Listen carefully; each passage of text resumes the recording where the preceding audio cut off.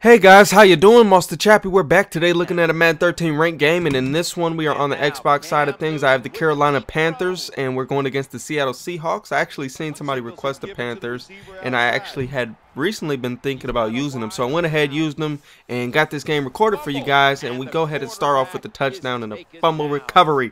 But the main purpose of this game actually was to test out a play, and if you can't tell what that play is, it's actually verticals. We're just kind of seeing how effective it would be versus various defenses, and if we want to actually put it as part of our scheme. And our end conclusion was to basically remove it from our scheme. But sometimes you have to know when to add a play, and sometimes you have to know when to subtract a play from your scheme, and overall to get the best and most out of your scheme and to be the most effective that you can be. Sometimes there are plays that are similar to the play that you run that may actually end up being better. There's sometimes plays that have only one good route and you base your play off of that route, or vice versa. There's a couple good routes and the rest of them kind of stink or really don't work that well. But you have to be the judge for that for yourself. I would test out all the routes definitely, see which ones are effective, see which ones aren't, and then from that conclusion, you know, add the necessary routes that you think will make it even better.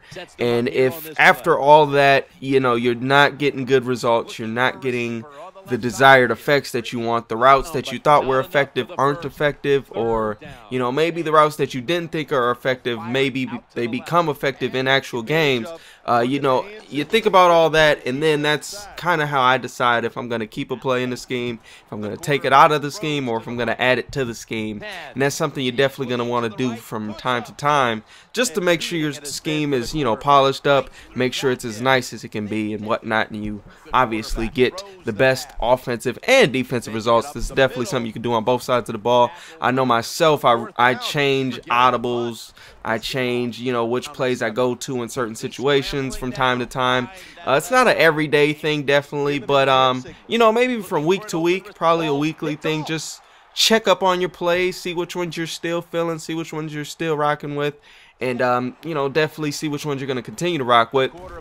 Now with this guy, I swear he had a lag switch or something. It was weird. In the first half, every time I was on defense, it kept glitching like that, getting those delays or, you know, pauses, freezing. And then in the second half, every time I was on offense, it seemed like that. But I don't know, maybe it was just bad connection or something, but geez, it just was really irritating, as you can see here. Now the thing is, like, if you're lagging on offense, in my opinion it's worse, but it worked out really well for him right there, actually. But in my opinion, man, if you're lagging on offense, it's worse because you can't, you know, time your passes. Sometimes you can't slide with your QB, you can't time your routes and get your pass leads right and user catch. It's just a lot of stuff you can't do. Defensively, you really can't adjust, and you probably can't user as well as you want to. Audibles and just setting up your defense overall becomes a lot more difficult with lag, which is why lag is always a terrible thing in any given situation, which is why I hate it, and which is one of the reasons that I like Xbox a little bit more than PS3, probably a lot more, but I talked about that in the last video. Now I do want to apologize for the delay on the videos, but there was good reason. This past weekend was Mother's Day. Hopefully you guys got to spend some time with your moms, see them, let them know how much you love them and all that good stuff right there, and spend some quality time with the family as well, because that's always important. And believe it or not, man, it'll help you be a better player, to help you, you know, enjoy life more.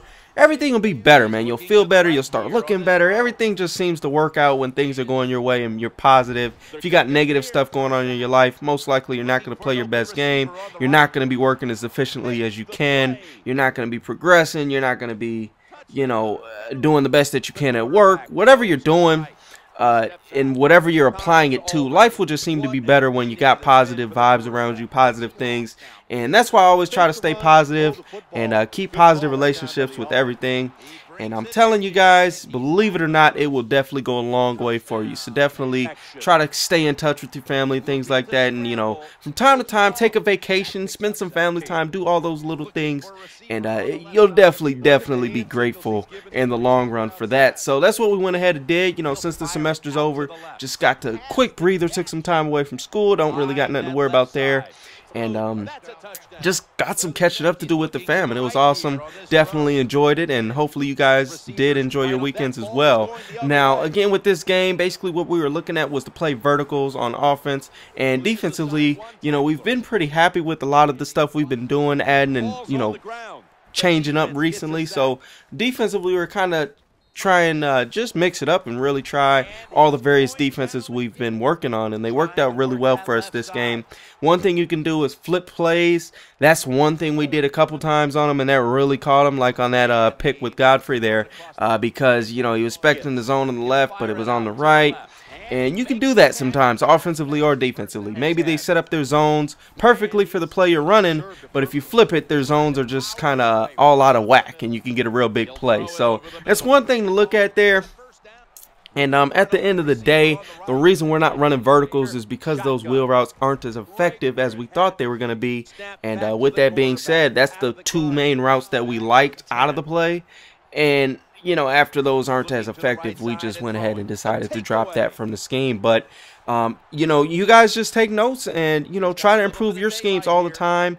And if you find out a route that was effective isn't anymore, change it up. If you found out a route that isn't effective is, maybe you might want to add it, or whatever the case may be. But hopefully you guys enjoyed this, man. Be sure to subscribe for more and leave a thumbs up. Till the next time, we gone.